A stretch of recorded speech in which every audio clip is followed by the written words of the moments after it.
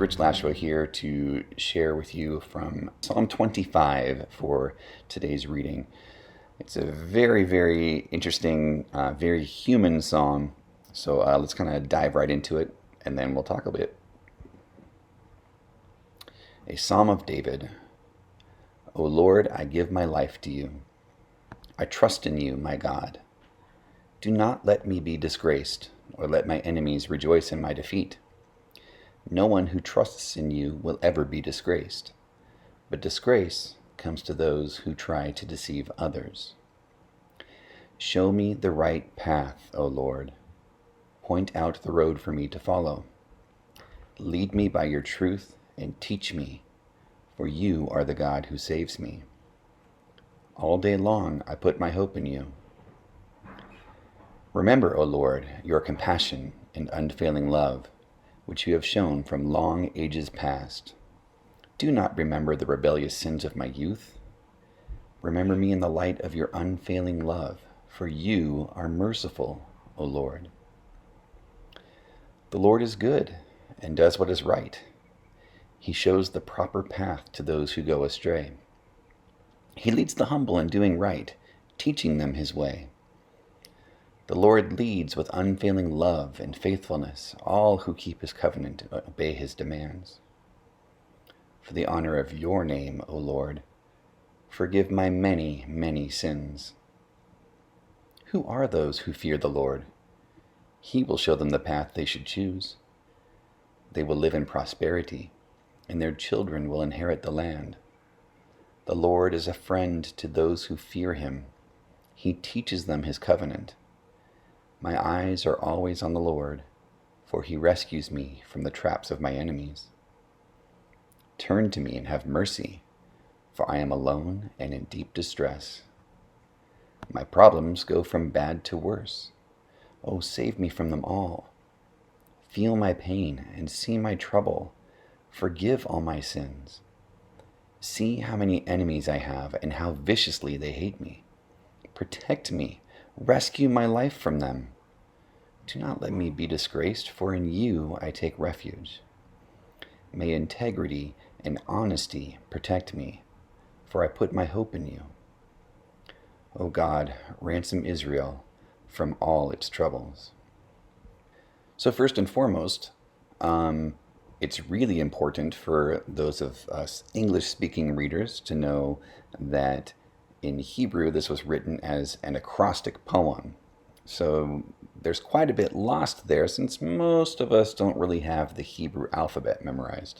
An acrostic poem has several purposes, and I think that they all apply to a psalm in the Bible. First and foremost, it's just to add beauty and form to the poetry. That's what all acrostic poems do, is to kind of provide a sense of structure and a sense of artistry and kind of reflecting that creative talent God has given us in all of creation. But what I like about an acrostic poem is it also gives the sense that this is something that's really going to cover us from A to Z. This is all-encompassing truth. This is everything we need to know in a short little nugget.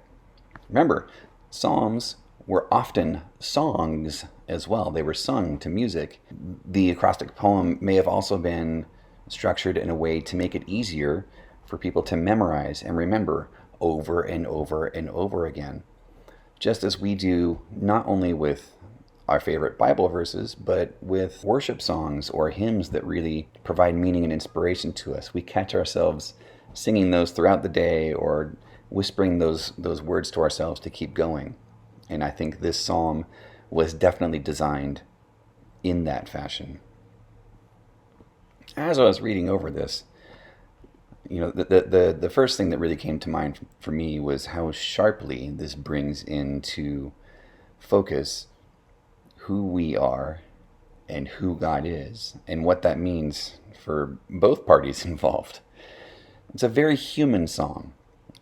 This is a psalm of David, and as we know, while he was a man after God's own heart, David made a lot of mistakes, and they were usually pretty big ones. So he takes great care and effort to underline the depth of his sin and his humility in approaching God, and repeatedly acknowledging who God is and what God's goodness means for those who trust in him. So this is something that's supposed to be taken with action, right? This is a song or a poem we're going to remember to ourselves over and over. So let's look at the actions.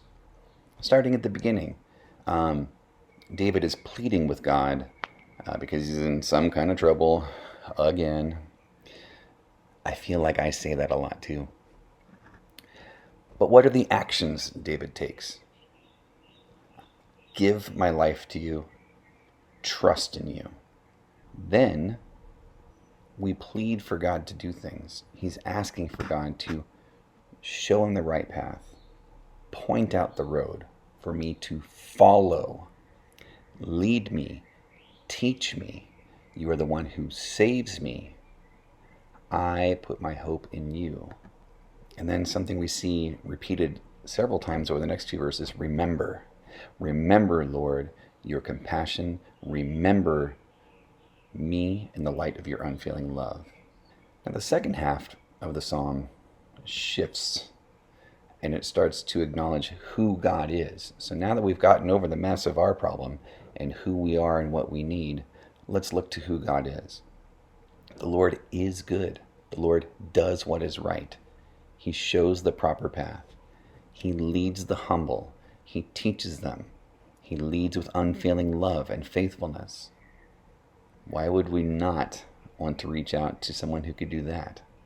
So again, the psalm turns back to the human side again, looking at who we are. For the honor of your name, O Lord, forgive my many, many sins. And yet, our God does forgive.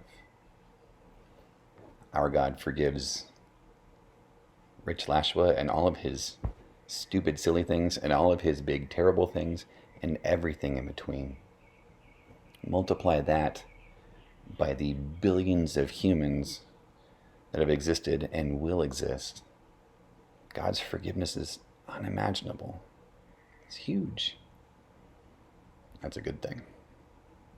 And so finally the psalm concludes with that request for mercy. Turn to me, have mercy, for I am alone and in deep distress.